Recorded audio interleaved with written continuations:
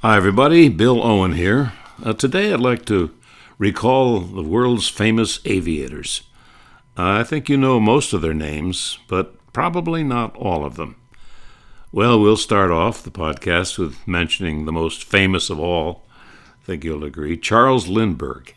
Charles Lindbergh, who rose to instant fame in 1927, making the first solo, nonstop trip across the Atlantic from New York's Long Island to Paris, in France.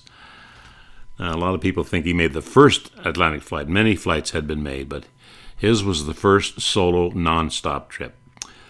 The Lone Eagle, he was nicknamed. He flew in a monoplane dubbed the Spirit of St. Louis. And his father, Charles Lindbergh Sr., by the way, was a United States congressman from Minnesota.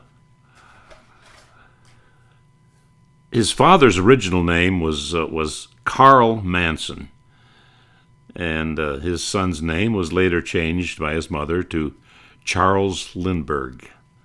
So it could have happened if it hadn't had the name changed. Charles Lindbergh might have been known through the years as Charles Manson. Wouldn't that be ironic? Okay, the great aviators. Do you recognize this name? Erich Hartmann, Hartmann. Erich Hartmann of Germany. He was the leading ace of all time. You can't believe the number of aerial victories that he had, this German pilot. 352, and all but 7 of them were against the Soviet Air Force. Of course, this is World War II we're talking about. After the war, he was sentenced to 25 years by the Soviets for war crimes. He did serve 10 in Soviet prisons and eventually was released. And Erich Hartmann, the greatest ace of all times, died at age 71. And ace, of course, most of you know, was a requirement was for 5 aerial victories. 5 and you became an ace. It's an arbitrary number that they selected. Well, talking about aviators, we have to pay tribute to the Dayton, Ohio brothers who made aviation possible. Orville and his younger brother Wilbur, the Wright brothers. They made the first sustained controlled flight of a heavier-than-air aircraft just south of, as you know, Kitty Hawk, North Carolina, back on December 17, 1903. Well, it wasn't much of a flight by today's standards, of course, but for then it was pivotal. 12 seconds it lasted, and 120 feet in total length. Wilbur and Orville Wright. Incidentally, the brothers never did get married in their lifetime. Well, women are in our list here today, talking about the great aviators. Ekaterina Budakova. She was an ace. She got exactly 5 air victories to qualify. A Soviet pilot. She was eventually shot down, and she died at age 26 on July 19, 1943. And there was another Soviet pilot, Lydia Litviak. Actually, she was the first woman to shoot down an enemy aircraft. And she had anywhere from 5 to 12 victories. Sometimes it's difficult to tell exactly who made the final kill. Lydia Litviak. And she was shot down August 1st of 1943, and she was only 21 years old. There's Eddie Rickenbacker, the top American ace of World War I. What a glamorous figure he was, with 26 victories. Many of you know he was a race car driver earlier on. Came out of Columbus, Ohio. Lived to be 82 years old, and became president of Eastern Airlines. You're waiting for this name, I know. The Red Baron of Germany, Manfred von Richthofen. Why was he the Red Baron? Well, he flew a red airplane.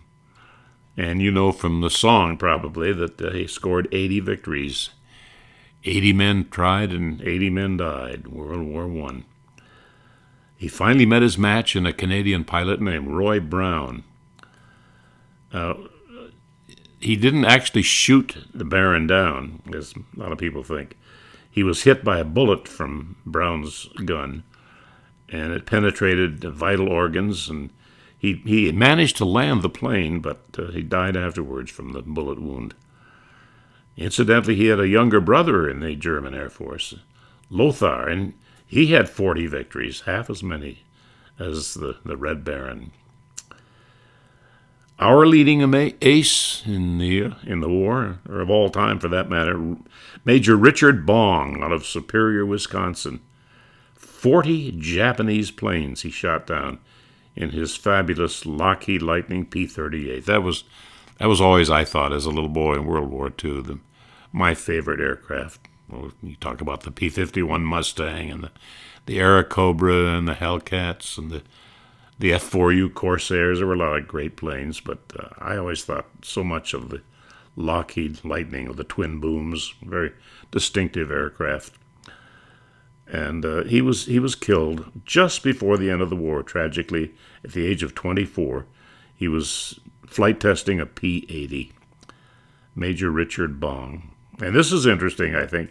One of his flight instructors was a man named Barry Goldwater, Captain Barry Goldwater. That's right, he helped train our leading ace, Richard Bong. And back to the Soviets, Yuri Gagarin, the first human to orbit the Earth in the Vostok 1 flight of April 12, 1961. He was eventually killed on a training flight in 1968, just 7 years later at the age of 34. Our own John Glenn from Cambridge, Ohio, who eventually became a U.S. Senator. And he had shot down 3 MiGs in combat. And most famous, of course, for becoming the first American to orbit the Earth. February 20th, I remember that day like it was yesterday, 1962. America stopped in its tracks as John Glenn made that first orbit. And he lived to the ripe old age of 95. The first human to fly faster than the speed of sound. We want to pay tribute to Chuck Yeager, first to exceed the speed of sound in level flight, that is, of course. That was in 1947 at an altitude of 45,000 feet, October the 14th of that year, 1947. How about the first woman to break the sound barrier, Jacqueline Cochran, May 18th, 1953, and she was the head of the WASPs. Remember the WASPs in World War II? The Women Air Force Service Pilots. They used to ferry airplanes in non-combat roles. Jacqueline Cochran. One of the most famous of all the aviatrix was Amelia Earhart. She disappeared with the navigator Fred Noonan in the Pacific, tragically back in 1937.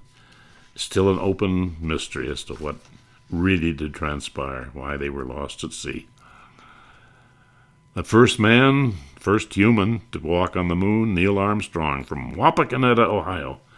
That's a little town between Dayton and Toledo. But he made history, and nobody can ever surpass that event.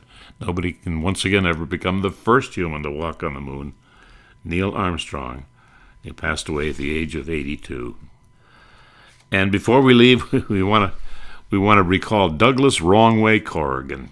Oh yes, born in Galveston, Texas, 1907, a real daredevil. Here's what happened.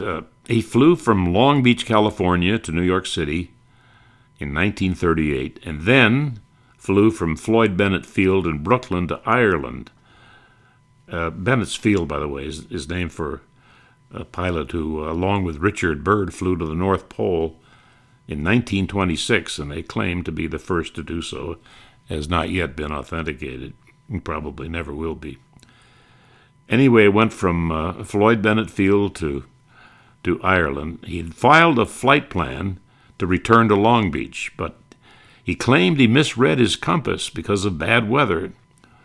Seems he had been denied permission to go to Ireland, and he had made several modifications to his plane for a transatlantic flight. So Wrongway Corrigan obviously intended to go there, but he never admitted it.